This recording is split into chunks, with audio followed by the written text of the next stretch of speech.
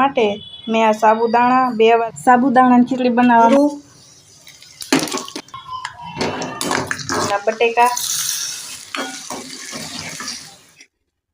સરખી રીતે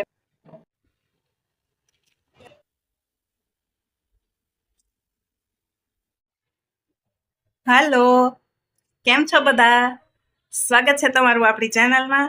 અને આજે આપણે ફરીવાર બનાવવાની છે વ્રત માટે ખાવા માટે ફરાળી વસ્તુ, અને આજ બનાવવાની છે સાબુદાણાની ખીચડી। તો હાલો શરૂ કરવી। સાબુદાણાની ખીચડી બનાવવા માટે મેં આ સાબુદાણા 2 વાર ધોઈને 5 કલાક માટે પાણીમાં પલાળી દીધા હતા, અને પછી પાણીમાં કાઢીને 1 કલાક માટે આવા બાખાવાળા વાસણમાં કાઢીને મૂકી દીધા હતા, એટલે બધું પાણી હોય ને એ બધું નીકળી જાય। તો આપણા સાબુદાણા જો કેવા છૂટા છૂટા બની ગયા છે। સાબુદાણાની ખીચડી બનાવવા મેં લીધું છે આ એક મીડિયમ સાઇઝનું બટેકું, આ થોડાક શીંગના દાણા છે, અને 5 લીલી મરચી છે। આ થોડીક તીખી આવે। બટેકાને સાલ કાઢીને ઝીણી ઝીણી કટકી કરવાની છે, અને મરચાંને પણ ઝીણી ઝીણી કટકી કરી નાખવાની છે। બટેકું અને મરચાંના ઝીણા ઝીણા કટકા કરી લીધા છે। સાબુદાણાની ખીચડી બનાવવા નાખવાનું છે એક તવલામાં 2 પાવડા તેલ। તેલ ગરમ થઈ જાય એટલે નાખવાનું છે જીરું। જીરું ફૂટી જાય એટલે નાખવાના છે, ફૂટી ગયું છે, હવે નાખવાના છે શીંગના દાણા।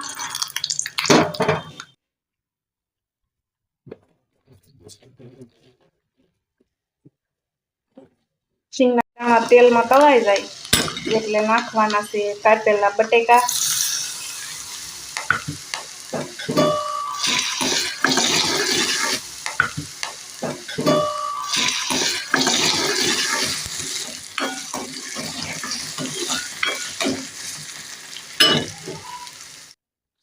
હવે બટેકાને ઢાંકીને ઘડીક તેલમાં સડવા દેવાનું। હવે નાખવાનું છે સ્વાદ પ્રમાણે મીઠું,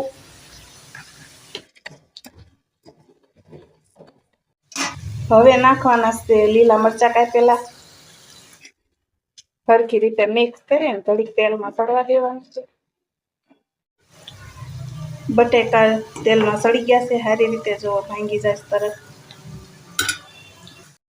હવે નાખવાનો છે 1 ચપટી જેટલો મરી પાવડર,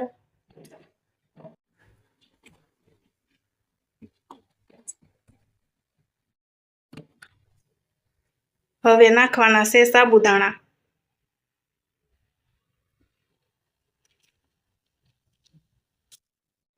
સાબુદાણાને સારી રીતે મિક્સ કરી લેવાના છે।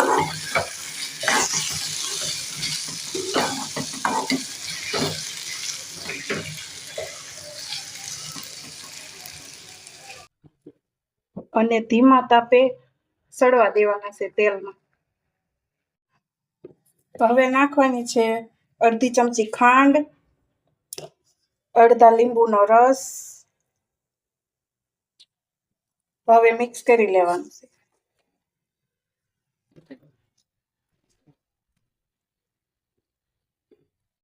તો આવું જોઈ લઈ,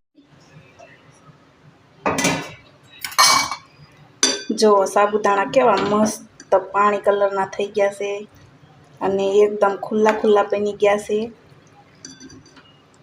જો સાબુદાણા એકદમ મસ્ત પાણી કલરના થઈ ગયા છે, અને જો કેવા ખુલ્લા ખુલ્લા છે। તો આપણી સાબુદાણાની ખીચડી તૈયાર થઈ ગઈ છે। તો આપણે સાબુદાણાની ખીચડી વાટકામાં કાઢી લીધી છે। હવે ટેસ્ટ કરી જોવી કેમ છે। જો